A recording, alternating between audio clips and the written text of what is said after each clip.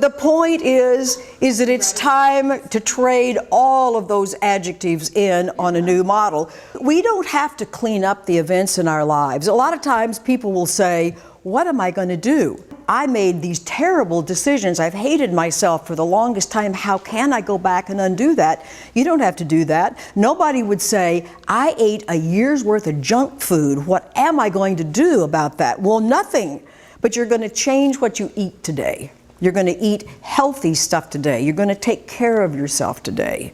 It's the same idea with the way we think. It's like the kind of diet of thinking needs to be so greatly altered. This is an interesting little thing. Speaking of the events in our lives, would you hold that end? In one of the lessons, it says the script is written. It says basically, in other words, all variations of every event that could occur to anybody, which is way beyond our ability to comprehend, has already happened. And that what you're doing is reviewing your life from the point that it's all over with. And it says the time of your awakening is already established.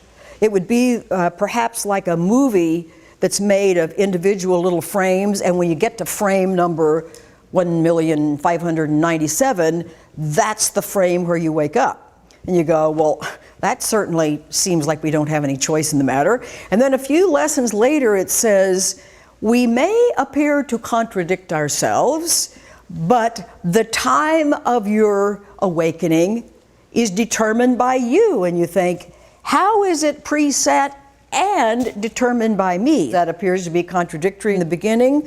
This is how. Remember, in the early part of the text, it says, for every time you forgive, you change your mind, you don't make the driver of the car the responsible party. It says 1,000 years of attack, defense, attack, defense, attack, defense can be dropped out with your choice to forgive.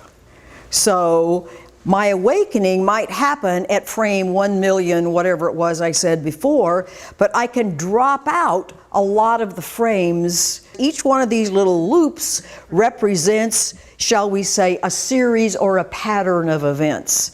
So that by practicing being who we really are, letting go of fear, I determine how quickly I get to this particular frame of the movie. Because I thought that's so hard for a lot of people to get that I thought if you could see something like this, you could see it's very much to our advantage to be so vigilant about this.